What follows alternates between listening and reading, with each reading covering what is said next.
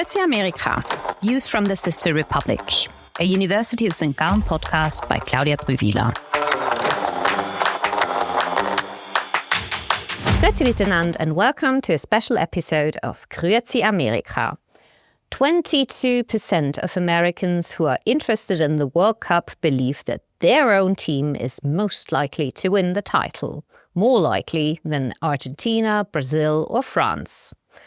Well, even those not particularly interested in soccer among us know that the US men's team is, well, definitely not among the most likely winners and is definitely not among the best in the world. But it's quite a different matter, though, when we look at the US women's team. The women's national team in soccer has won it all. 4 times they've been world champions, 5 times they got home with an Olympic gold medal. And practically all of the world's best female soccer players in the US have one thing in common. They launched their soccer career in the college. They all were college athletes. That's something we do not know in Switzerland and in the rest of Europe neither. So what does that mean to launch a career in soccer at college level? How does one become a college athlete? Here with me today is Alina Brühlmeier, who has experienced this herself. Welcome to the podcast, Alina. Hello. Thank you so much for having me. Alina, you're joining us from Weber International University in beautiful, probably also hot and humid Florida, where you're currently a student athlete. But you're originally from Emmental and you started playing soccer in Switzerland. You did a commercial apprenticeship before you ventured out into the fields of US college soccer, launching your student athlete career in a community college in Iowa, of all places. How did you end up becoming as the team was called, Hawkeye RedTails soccer player? How does one go from Switzerland to Iowa? Well, I've actually never planned to go to the US and to be part of college soccer. I've figured out my life back home in Switzerland. I figured it all out, and all of a sudden I had this message from a sports agency who's located in Zurich, reaching out to me, wondering if I would be interested to talk to them about the possibilities of going abroad to the US. And then it all happened pretty quickly. I had testings and practices with the agency. They let me sign a contract, and they were the ones responsible or helping me to get out there and get in contact with coaches. Me personally, I've never been to the US before for a vacation or any reasons. So when I've heard back from a soccer coach in Iowa telling me everything about Iowa and that I'll be used to the 4 seasons that Iowa has to offer since I'm from Switzerland, I was like, yeah, sounds like home. Like, let's do it. Let's do it. So yeah, that's how it happened. Well, Iowa with the cornfields is quite different from Emmental. Yes. Let's say that. Yes, I had a little bit of a culture shock already when I landed, thinking to myself, oh God, did I make the right decision? Was that the right thing to do? But when it comes to for internationals to talk to these US coaches, you go based off of just a feeling that you have with the coach and your personal priorities, which was, in my case, playing time and obviously scholarship money. So if the offer sits right with you and you have a good feeling with a coach, then you're usually willing to take the risk and go places you've never been before, never heard of before. And I would not change it. I'm glad I made this decision. I had a great time in Iowa, so I'm not regretting that. But let's dial back briefly. You said that an agency contacted you. How did they get to know you? How did they hear or see you? Have they been to your games before? I do believe they came to a game or some games. They contacted me over Instagram, and it was a girl who I played with that committed to the agency, signed a contract shortly before that. So I assume it was peer-to-peer advertising. But I definitely also think that it helped that I played for one of the biggest independent women's clubs here in Switzerland. We only had girls soccer and women's soccer. So I think that for the agency, that was a club that was always kind of on their radar. Now, community college are oftentimes really only known in their respective regions. It's mostly American students who attend them. Many people in Europe have never heard that community colleges exist, actually, even though they are such a convenient route to first getting your associate's degree and then entering a 4-year college. How international was the atmosphere down in Iowa? Not international at all. Let's say we had a men's soccer team, women's soccer team, and those were the only sports teams that had international students.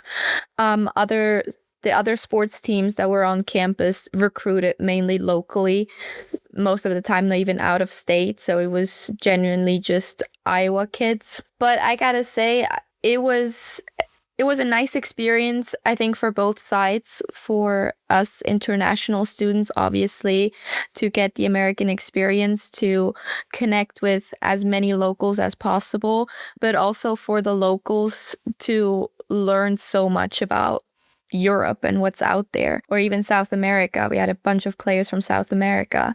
And yeah, a lot of my Iowan friends that I still talk to said that they really valued that time learning from other countries and learning from other cultures that they would have probably not been exposed to otherwise. How were your other teammates recruited? You said that there were both international and a lot of local players. So how did they all got recruited? What were their paths to becoming Hawkeye RedTails?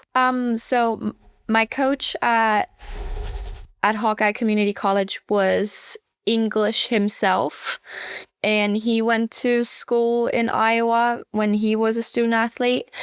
So he was around the area for a while, and was a firm believer of having a 50-50 balance between domestic players and foreign players, just because the playing styles are very different, and we come into different levels with different strengths. And for all the internationals is most likely through agencies, because as you said, we didn't even know what community college is and what community college means. So you kind of need an agency to help you out with that. And the domestic players are they start their recruiting path around junior year of high school, go to showcases, go to ID camps, reach out to coaches, and that's mainly how the domestic players get recruited. I think What is an ID camp? Sorry, what is an ID camp? An ID camp is just a camp that schools sometimes organize or clubs organize, where you can sign up and you have multiple college coaches coming out to have a training session with these kids. So you usually have some technical drills and then a game in the end. And there's coaches from different levels, different colleges, universities there, and you're just there to showcase yourself. So you're actually at a scouting camp in a way. Yes. And so you say the domestic players came mainly through that route, through showcasing their skills, being actively scouted by the coaches, whereas you and your foreign colleagues came through agencies. Did you, though, have the same requirements and same conditions as domestic students in terms of the scholarships you were given, the grades that you had to reach, etc.? No. So for playing eligibility, it doesn't matter if you're international or domestic. The athletic association that you're playing under has a specific requirement of your GPA, so your grades that you need to maintain to stay eligible. Plus, to your GPA, it also matters how many classes are you enrolled in.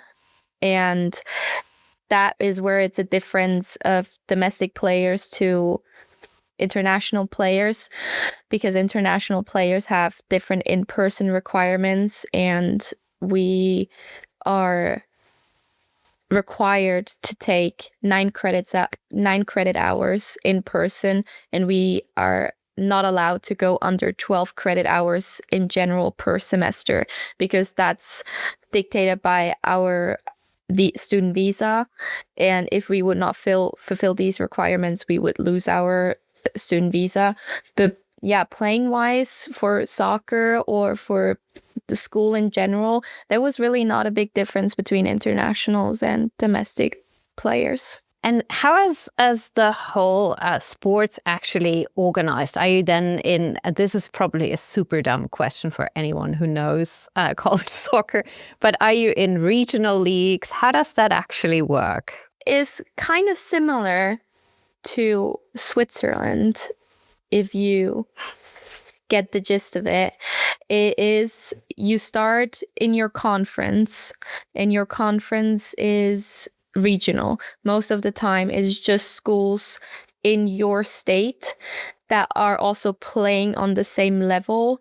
And with the same level, I mean with the same athletic association, because the JUCO schools, they play under a different association than the 4-year schools play in. And then you also have then Weber, which is playing again in another association because it's a small private school. But so you play all these schools in your conference, so in your state, that are playing under the same athletic association, and you go through seasons, you go through playoffs, and then after playoffs, if you win the conference, so you're regional champion, you go into districts, which is usually a game of 2 winners from different states. And then if you win this game, you then move on to nationals, which is still only schools that are in the same athletic association as your school, but now they're from all over the country.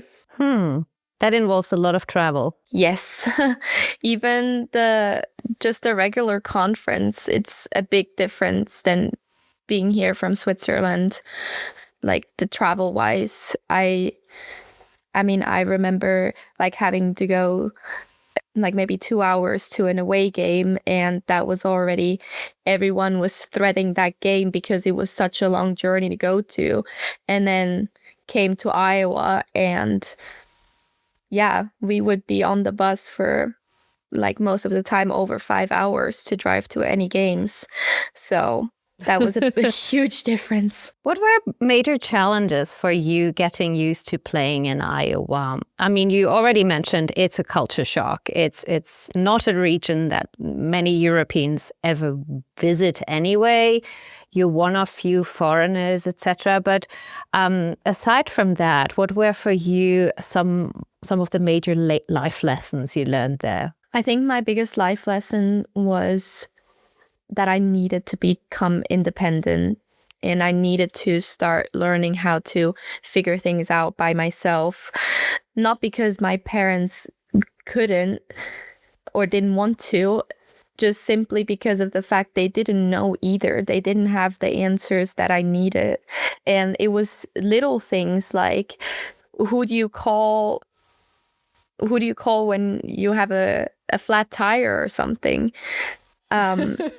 you don't know Yeah, you anyone need a car over. out there. Yeah, you don't know anyone out there. You don't know how like the systems works and how the regulations work, and you have to figure all these little things out by yourself now, and you have to get to know like so many different aspects of life that are just completely different than back home. At what point did you decide that you wanted to stay in the US and go beyond community college? And what did that then mean? How did you switch teams? Yeah, so my original plan, because since I've already figured everything out in Switzerland, my original plan was just to do 1 year, kind of my way of saying goodbye to soccer, competitive soccer, and retire after that and come back, work part-time, study part-time. And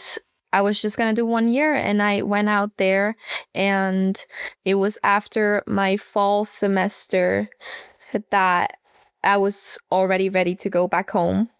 I didn't even want to come back for the spring semester because soccer was done, the season was done, and it's quite a hard to describe environment because you're flying in early because you have preseason that starts in like end of July, August. You're going through preseason where you only train the whole day, every day.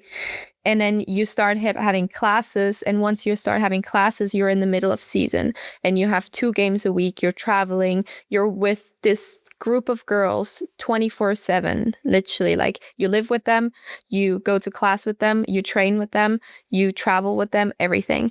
And once your season's done, it just stopped so abruptly that that was the first time I was then getting homesick, and I just wanted to go home. And I was like, this is not for me if there's no soccer involved. And going through a whole semester without season was not something I could have imagined. And thank God I had such an amazing coaching staff that took me in, had meetings with me, talked to me, and they convinced me, hey, come back after Christmas break, give this whole student life a chance, that experience. And if you don't like it, you can always fly back home. You're not forced to stay for the whole semester. And I was like, okay, let's do this. Came back for the spring, and I had a great time. And I was thinking to myself, I don't want to stop after this 1 year. I want to have another season. I have some unfinished business here. I need to come back for another season. And it was at that point, talking to my parents, it was also just the same decision making. Okay, if I'm not coming home after 1 year, if I'm doing a second year, I'm going to do all 4 years, because I would just have the associate's degree.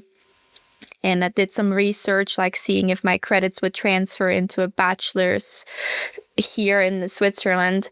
I would have to start all over again back home.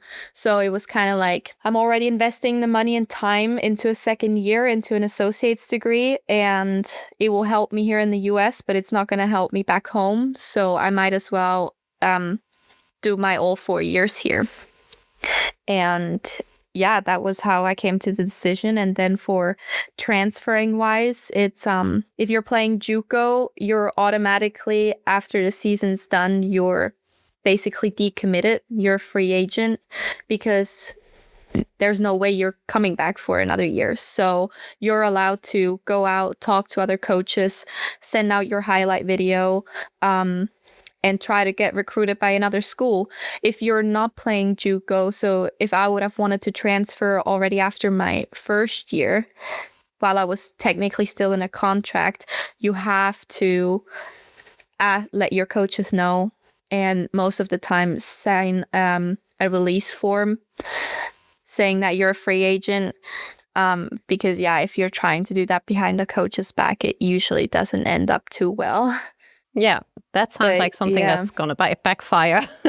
Yes, so it's always good to play with open cards. So you have to become quite entrepreneurial, right? You have to find a college to play with. And how did you end up in Florida? I mean, Iowa, Florida, that's quite a jump. Yeah, exactly. I mean, I came to Florida sophomore year, so my second year for spring break, and I fell in love with Florida. I fell in love with the weather. I always knew I like the hot weather, so I knew from that moment on, I'm only gonna keep talking to coaches that are in the South because I was already in the recruiting process at that point. And so, yeah, I reached out to so many schools in Florida, but I'm pretty sure I probably emailed every single school in Florida. But then also just Alabama, not Tennessee, Louisiana, Texas, California, all of these states. And it all happened like everything else. Sometimes it's not what you know, it's who you know. And I had a girl who transferred from my JUCO, so from Hawkeye to Weber before I came there. And my coach remembered her and gave me her contact. I talked to her. She said, yes, your highlight video looks good. I know we can use you. We can need you in the team. Let me talk to the coach. She talked to the coach. Couple days later, I got my scholarship offer, and talking to my parents, they were like, hey, this is a good offer, a very good offer, and it's in Florida. What more do you want? What are you waiting for? Just commit. And yeah, signed the contract, and I was on my way to Florida, and that was just awesome. Like, I was so excited to move to Florida. What does your everyday life look like as a student athlete? I mean, it sounds quite intense, but how do you manage it all? I think another very valuable lesson that every student athlete has to learn is time management, because especially if you're in season, your days are packed. There's days where you start having class maybe at like 9 a.m.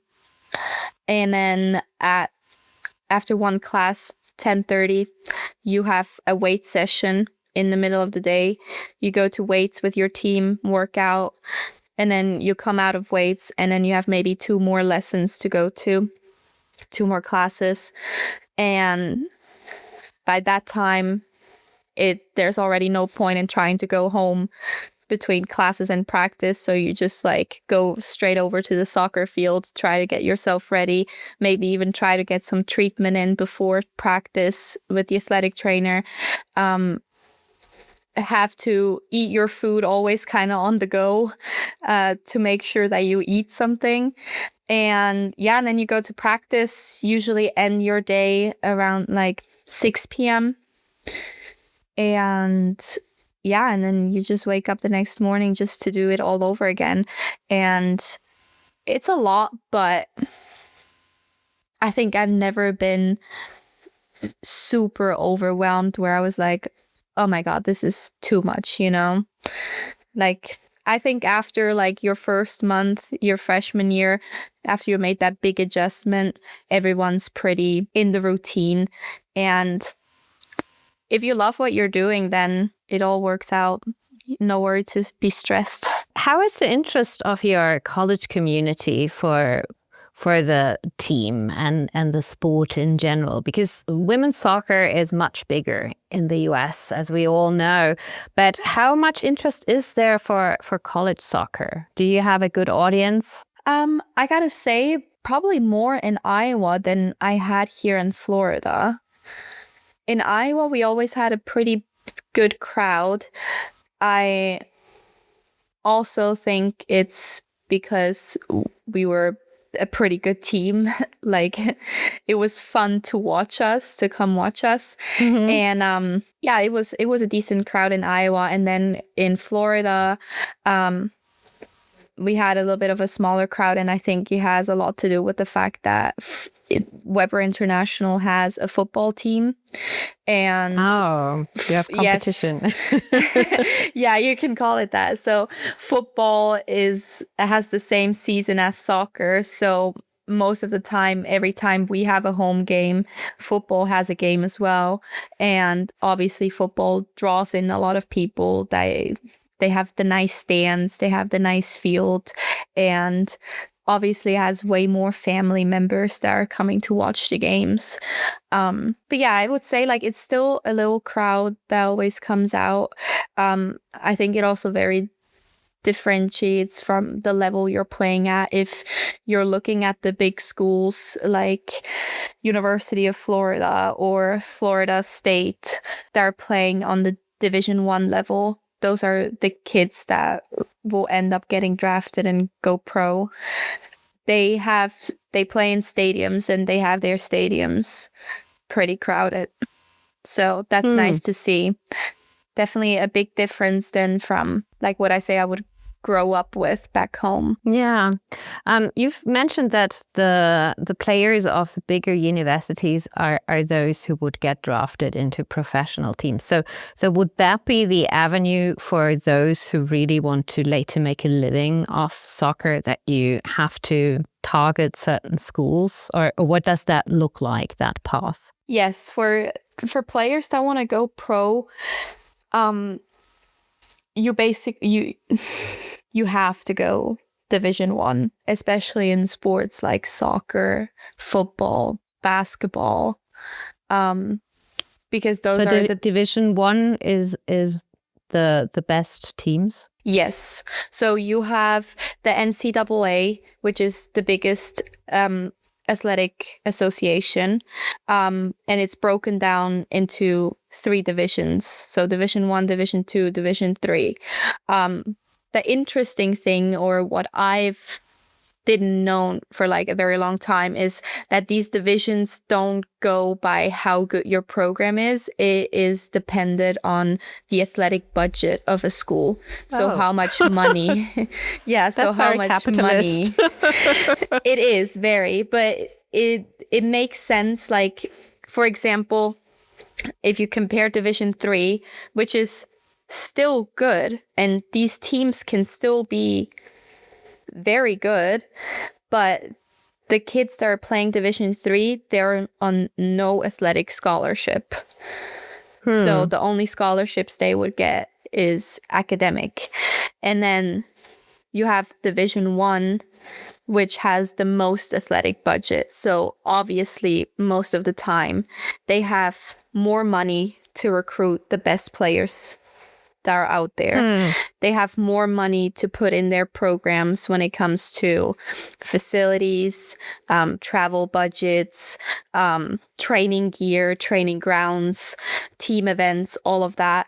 And obviously, if you are a recruit trying to get into college and you know you're up there with the best of the best, you want to go to a school that gives you all of these great things. And that's how these powerhouses generate also then the best programs. It is very unlikely that like the bottom of the Division I teams, they could get beaten by the top of a Division II team. Does that make sense? It doesn't simply go. Yeah, it doesn't simply go off of like how good the team is. It goes off by how much money is in the pot, basically. So that's very American. Yeah. So if you look at like very like for women's soccer, one of the best schools out there is Florida State as of right now.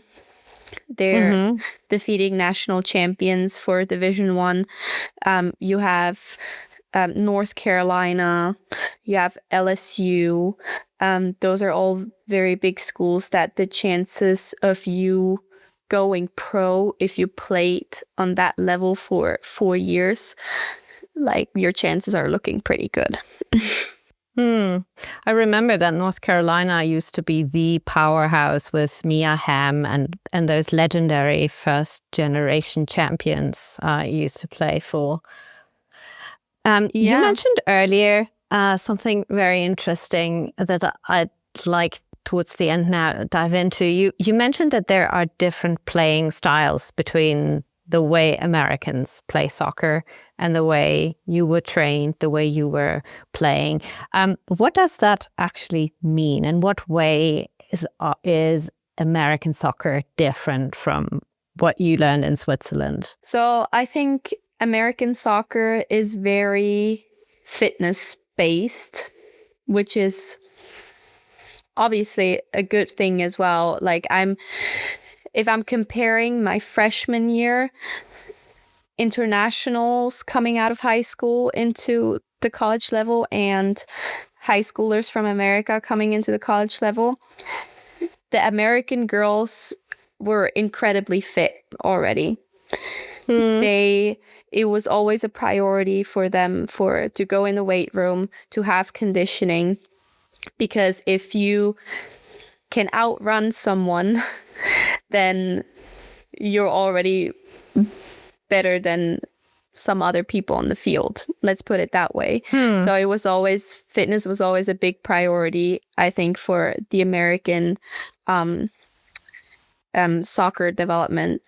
And then in Europe, I think because you don't really have high school sports how they have it here in America. So you are training next to school or next to your apprenticeship.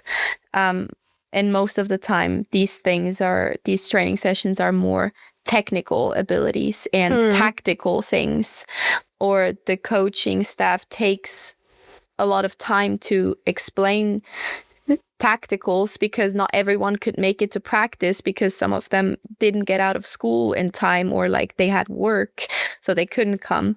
But in high school, you have your school system including sports already in high school, so they can focus more on like get the kids in the weight room, get the kids out on the field running. And I think they focus less on tacticals.